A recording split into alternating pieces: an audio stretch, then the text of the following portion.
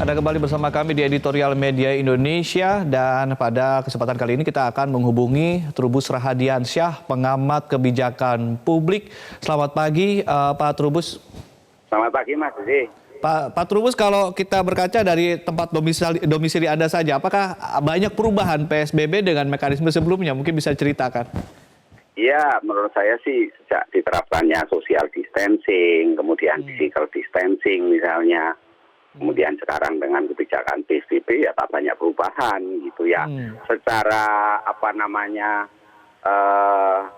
di publik mungkin kelihatannya sepi kelihatannya, tapi kan jadi menurut saya ini memang dalam hal PSBB pembatasan itu efektif, pembatasan itu berjalan efektif, tetapi pemangkasan mata rantai penularan COVID-19 ini tidak efektif gitu loh. Karena apa ya? Karena masyarakat masih beraktivitas sebagaimana adanya. Karena di wilayah kita itu masih banyak sekali kan industri-industri yang masih beroperasi. Itu juga itu salah satu penyebabnya. Kemudian kesadaran masyarakat itu juga relatif masih ya belum dikatakan tinggi juga belum gitu. Jadi ya kalau mau dikatakan rendah nanti kesannya gimana gitu ya. Baik. Ya itu menjadi persoalan gitu.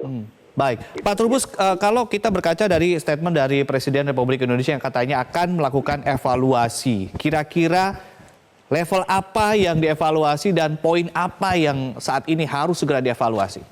Iya, poin yang paling segera dievaluasi adalah para pembantunya sendiri. Dalam hal ini adalah para menteri itu sendiri. Karena selama ini, para menteri itu baik Kementerian Kesehatan, Kementerian Perhubungan, dan Kementerian Perindustrian juga, termasuk Polri juga kan tidak sinkron itu. Padahal harusnya kan pelaksanaan PSBB ini akan sukses kalau ada kuncinya itu disinkronisasi dan sinergitas. Jadi sepanjang itu ada sinkron dan sinergi, saya kira itu semuanya akan berjalan.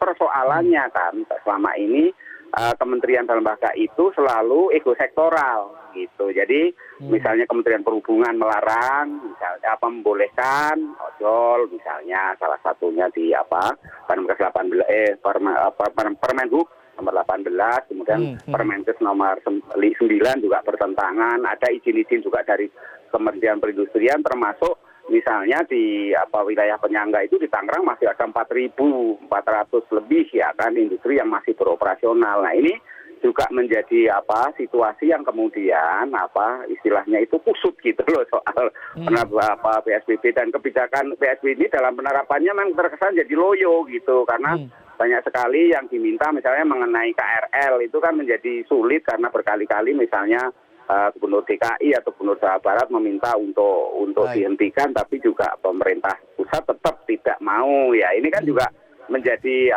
blunder gitu pada akhirnya. Karena itu ya kita berharap nantinya tidak menimbulkan kontraproduktif, artinya situasinya malah tambah munculnya situasi yang kurang baik, artinya kurang. Kita padahal sebelumnya gitu. Skeptis pada pemerintah daerah, tetapi ternyata di pemerintah pusat sendiri yang kemudian tidak sinkron satu dengan yang lain. Nah ke depan nih terakhir Pak Trubus, kalau memang ternyata tidak bisa disinkronkan karena memang ego sektoral, adakah satu peraturan yang mungkin bisa dikeluarkan katakanlah satu tingkat di bawah presiden sehingga yang kemudian mengikat ke semua kementerian ini sehingga tidak ada kebijakan-kebijakan yang ego sektoral. Bisakah seperti itu? Kan kita juga ada gugus tugas percepatan penanganan COVID-19. Bisakah gugus tugas ini mengeluarkan kebijakan atau seperti apa mungkin insight dari Anda?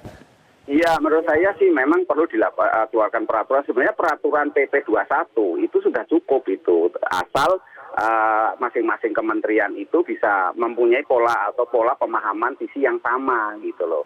Nah persoalannya karena mereka punya kepentingan itu tadi, jadi akhirnya itu pemahaman PP 21 ini tidak berjalan efektif. Untuk itu misalnya dimungkinkan ada peraturan lain ya, karena di situ satu sisi ada perpres yang terkait dengan gugus COVID itu juga masalah kan, artinya ini banyak sekali lini-lini di mana kemudian presiden ini banyak dikelilingi oleh istilahnya lembaga-lembaga yang memang sebenarnya saling berkompetisi gitu, yang pada akhirnya menjadi tidak efektif di dalam praktek di lapangan. Karena itu diperlukan satu regulasi, satu aturan barangkali juga misalnya jenis PP lagi ya kan yang mengatur agar kementerian dan lembaga ini sinkron gitu. Jadi sinergitas dan sinkronisasi antar kementerian dan lembaga agar pelaksanaan PSBB berjalan optimal. Menurut saya itu, Mas. Ya. Baik, terima kasih Pak Trubus Rahadiansyah telah bergabung bersama kami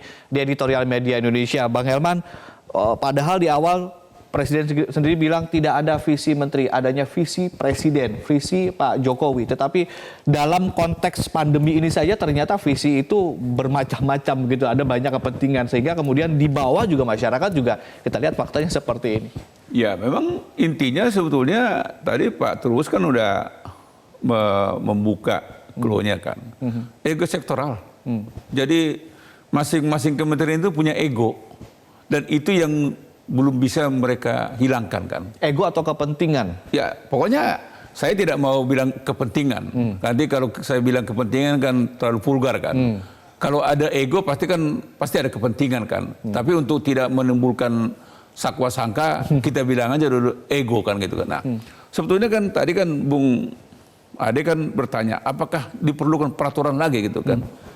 Ya kalau itu kita lakukan lagi, tiap hari kita akan memproduksi peraturan ke peraturan. Jadi persoalannya tidak di peraturannya.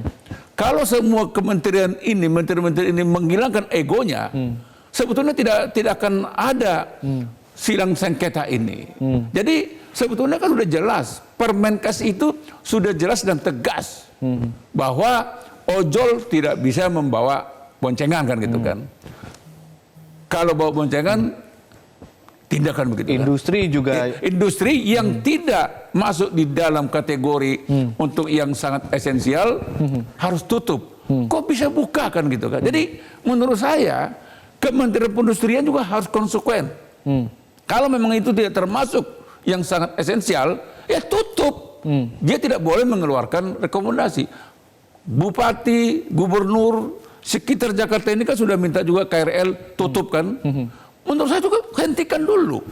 Karena kalau kita lihat ya, saya kemarin melintas di Karet Jakarta Pusat kan. Saya lihat dari luar aja, itu kereta apa itu tuh penuh sesak di dalam. Jadi bagaimana? Miris melihatnya ya Bang ya. Saya nggak bisa bayangkan bagaimana perjangkitan daripada virus itu. Jadi oleh karena itu menurut saya, kalau memang Presiden mau serius untuk mengevaluasi PSBB ini supaya tidak sama seperti social distancing yang sudah kita lakukan selama ini, maka Presiden harus manggil kementerian-kementerian yang bersengketa ini, minta tetap laksanakan Permenkes. Kementerian Perhubungan, Kementerian Perindustrian tunduk kepada Permenkes. Semua harus mengacu kepada Permenkes supaya jalan ini PSBB. Baik, Bang Helman, nanti kita akan sambung lagi tentunya usai jeda, dan pemirsa tetaplah bersama kami. Editorial Media Indonesia segera kembali. Anda kembali bersama kami di Editorial Media Indonesia. Kami sambil menunggu para penelpon untuk bergabung bersama kami di sini. Langsung ke Bang Helman kembali. Bang Helman, ini PSBB kan ada konsekuensi anggarannya ya. Ada sekitar 405 triliun yang digelontorkan begitu untuk kemudian mengamankan jaring pengaman sosial. Tetapi banyak yang bilang ini letoy. Ya kan? Kita juga melihat banyak sekali pelanggaran-pelanggaran, ternyata masih ramai. Apa nggak sekalian aja lockdown nih? Iya, kalau saya sih begini. Kita jangan lagi bicara lockdown kan. Itu sudah lewat fasenya kan. Sekarang kita udah PSBB. Yang sebetulnya yang harus dilakukan sekarang ini, kita lockdown aja menteri-menteri yang memang tidak mau sepaham gitu. Jadi bukan lockdown wilayah lagi, tapi menterinya aja kita lockdown kalau memang tidak mau bekerja sama gitu kan. Karena PSBB ini pun kalau kementeriannya bekerja sama satu sama lain, saling menopang, saling mendukung, PSBB itu juga bisa sukses. Korea Selatan sukses kok, nggak perlu lockdown, sukses. Kita kan tidak perlu harus meniru dengan Tiongkok kan. Tiongkok lockdown, sukses. Korea Selatan tidak lockdown, sukses. Loh, kenapa sukses?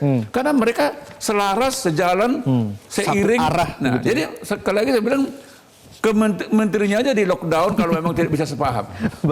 Baik Bang Helman, kita akan langsung saja menyapa beberapa penelpon pada hari ini atau pagi hari ini. Yang pertama ada Pak Vence di Manado. Selamat pagi Pak Vence.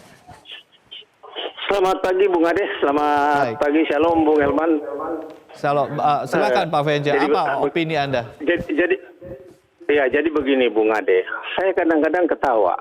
Ketika Menteri Kesehatan mengeluarkan kebijakan, PSBB ini adalah dalam rangka untuk memutus mata rantai penyebaran. Lalu kemudian di situ ada aturan bahwa tidak berboncengan, tidak apalagi tidak memuat penumpang yang berkelebihan di dalam kendaraan roda 4. Ya. Tapi Menteri Perhubungan lain lagi kan. Ini jadi saya pikir bahwa persoalan ini mestinya satu pintu aturannya. Ketika kita menginginkan bahwa memutus mata rantai penyebaran virus ini, ya itu katakanlah PSBB ini adalah betul-betul ditegakkan, yang artinya bahwa kalau melanggar hukum harus ada sanksinya. Tetapi apa yang terjadi di Sulawesi Utara, Kota Manado, PSBB katanya diberlakukan, tetapi tempat-tempat pertemuan umum masih juga nampak kelihatan itu terang benderang itu di mata petugas. Ini kan sulit juga. Ya kita juga jangan menyalahkan petugas dalam hal ini kepolisian, tetapi kita masyarakat ini juga harus sadar. Lalu kemudian saya berpikir, Bung Ade, kalau 405,1 triliun ini bukan kecil biayanya. Tetapi kalau begini caranya, seperti saya lihat Metro TV tadi pagi juga mentayangkan bahwa masyarakat mari berseliweran ke sana kemari. Ini 1.000 triliun pun tidak akan cukup kalau begini. Hanya buang-buang anggaran begitu ujungnya begitu ya. Baik, terima kasih Pak Vence. Intinya sudah kami dapatkan dari Pak Vence di Manado. Kita juga akan menyapa Pak Sabam Tambunan di Medan. Horas Pak Sabam. Halo Pak, Horas. Silakan opininya Pak Sabam. Metro Indonesia. Selamat pagi Indonesia. Baik, silakan Pak. Iya, jadi yang pertama yang kita harapkan itu pemerintah satu arah lah. Jadi ego kementerian itu dihilangkan dulu supaya apa yang dibuat di peraturan kementerian itu untuk PSBB itu supaya bisa berjalan dengan lancar. Baru yang kedua, kalau kementeriannya tidak disiplin, jangan kita harapkan masyarakat Indonesia ini bisa disiplin yang di masyarakat. Baru yang berikutnya, jangan kita suruh masyarakat di rumah kalau memang ekonominya tidak terbutuhi, tidak akan tinggal di rumah itu. Batas kesabaran manusia tinggal di rumah itu ada, Bung Helman. Jangan kita disuruh. Hewan aja kalau dikurung itu akan mengamuk. Jadi kita juga, harapan kita, kalau misalkan dana pemerintah ada 450 triliun, kita datang 50 juta kakak Indonesia yang miskin, bagikan 5 juta per kakak, supaya mereka juga bisa hidup. Jangan sia-sia dikucurkan dana 1.000 triliun tetapi tidak tepat sasaran, itu juga hancur.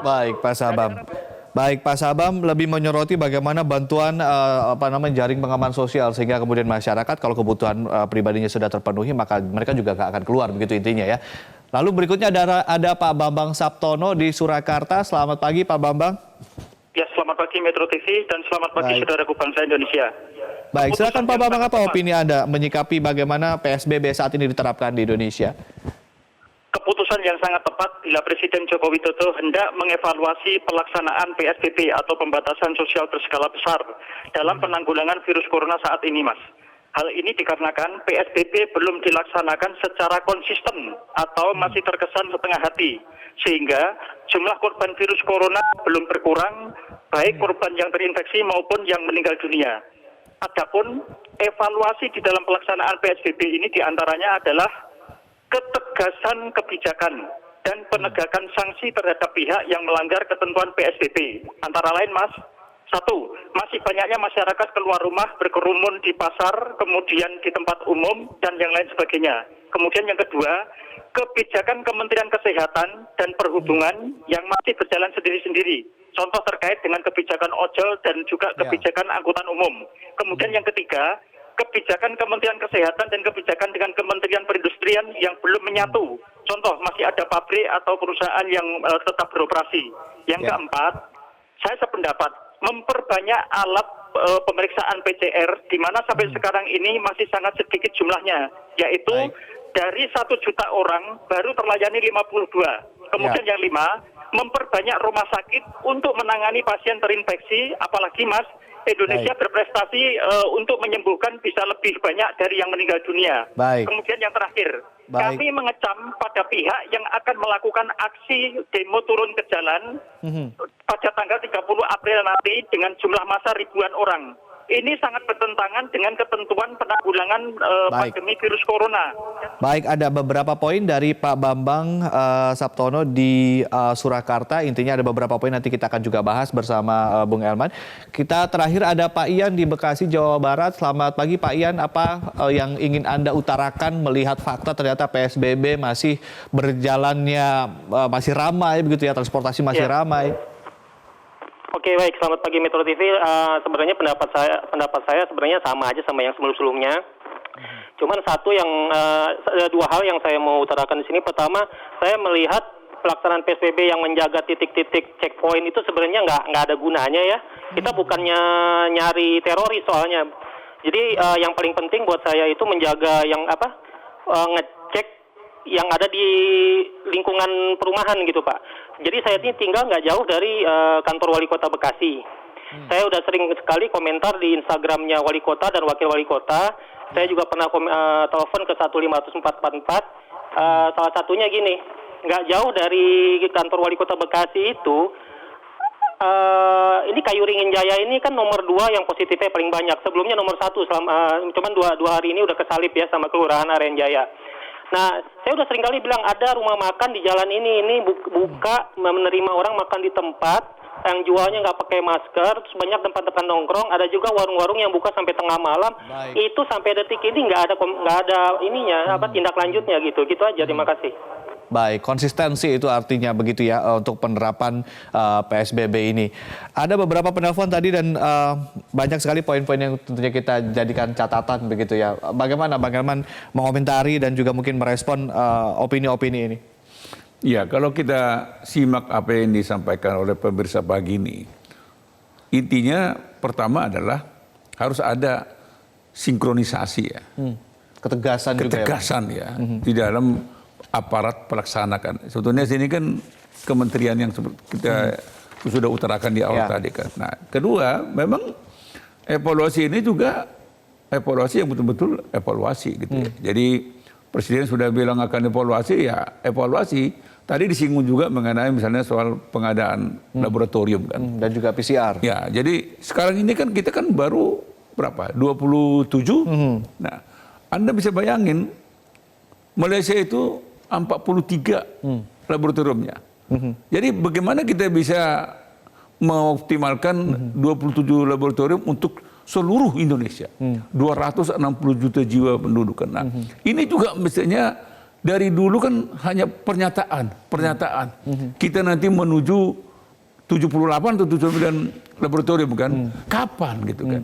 Kenapa ini tidak segera direalisasikan? Karena ini penting untuk segera melakukan pemeriksaan kan, PCR itu kan. Gitu. Nah, tanpa itu kita sulit untuk memetakan di mana akan kita putus mata rantainya. Dan memisahkan mana yang positif, mana yang kemudian masih... Ya, mana hijau, mana merah, mana Ya, positif, betul. mana negatif. Ini kan harus ada pemeriksaan. Kan tidak bisa main duga-duga kan gitu. Jadi saran saya kepada pemerintah, sekaligus kita mengoreksi para menteri, sekaligus juga kita segera mengakselerasi pengadaan laboratorium PCR. Ya. Baik, terima kasih Bang Elman. Nanti kita akan juga masih akan membahas beberapa poin lagi di Editorial Media Indonesia dan tetaplah bersama kami pemirsa.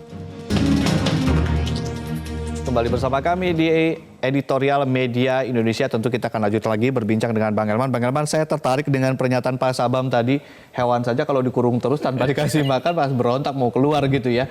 Ini kan terkait jaring pengaman sosial yang juga jadi krusial ketika PSBB, orang supaya tidak keluar rumah ya, khususnya untuk mereka-mereka bekerja informal kan harus terjamin kehidupannya begitu.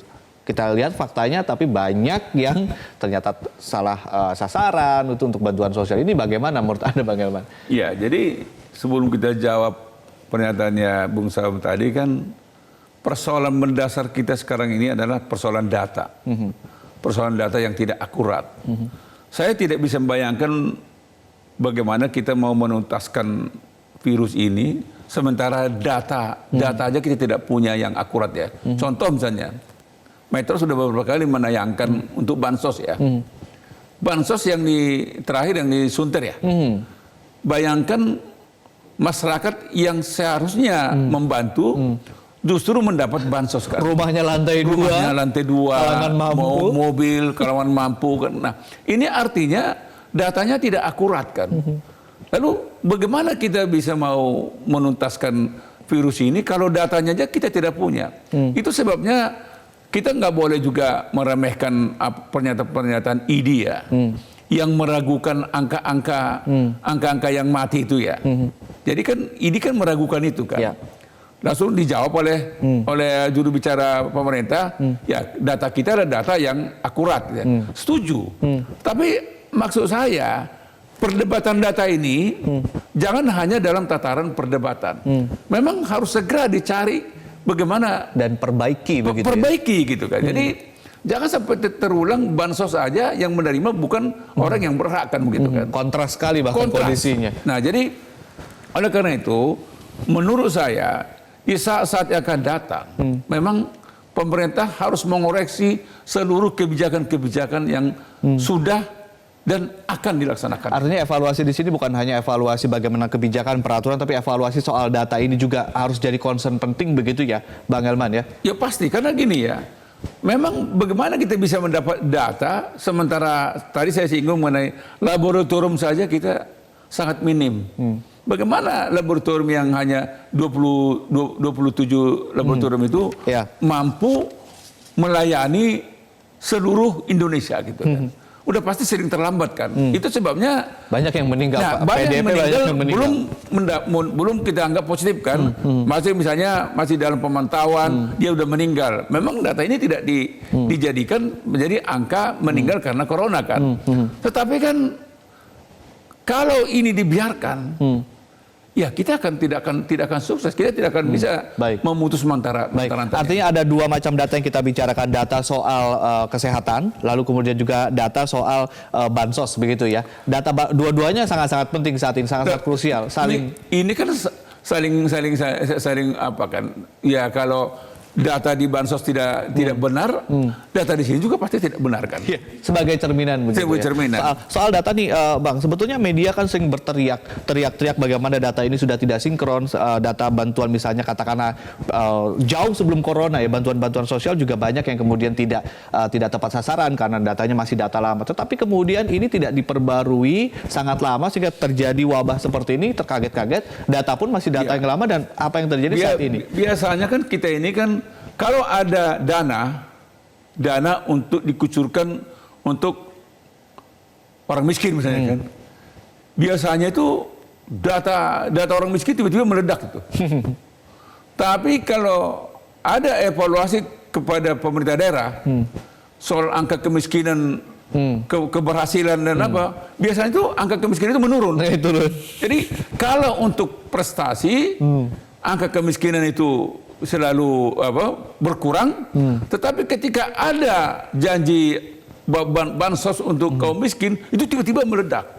Itu sebabnya kita lihat seringkali data di Bulog beda dengan data di Depsos, data di departemen lain beda. Itu sebenarnya saya setuju dengan Presiden, kita harus satu data, dan ini yang belum kita punya sampai saat ini. Mungkinkah itu kemudian corona ini dijadikan momentum untuk perbaikan segala macam aspek? Ya, dengan waktu yang sangat singkat. Ya, sangat mungkin kalau mau kan. Tanpa corona pun data itu bisa kita dapatkan satu, asal ada kemauan. Itu sebabnya menurut saya soal data jangan dikait-kaitkan dengan politik. Data itu harus data yang akurat gitu kan. Jadi sekali lagi harapan kita, karena Presiden sudah mengutarakan evaluasi, maka segeralah mengevaluasi secara jujur. Kalau memang terpaksa dipandang ada kementerian yang harus di lockdown, menterinya bukan kementerian, menterinya lockdown aja. Oke, ini menarik. Ada pilihan. Baik, terima kasih Bang Elman Saragih telah memberikan banyak sekali insight di editorial media Indonesia untuk edisi hari ini. Kita lihat bagaimana evaluasinya dan kita harap tentunya dari evaluasi itu bergerak ke arah yang lebih baik begitu ya. Ya. Terima kasih Bang Elman. Dan pemirsa, kita sangat setuju ketika Presiden Jokowi meminta PSBB dievaluasi segera. Presiden tentulah menyadari betapa tidak efektifnya PSBB dengan berkaca dari jumlah penderita COVID-19 yang terus naik. Namun sepantasnya pula Presiden melihat jernih akar penyebabnya. Saya Ade Mulia, terima kasih atas perhatian Anda. Selamat pagi, sampai jumpa.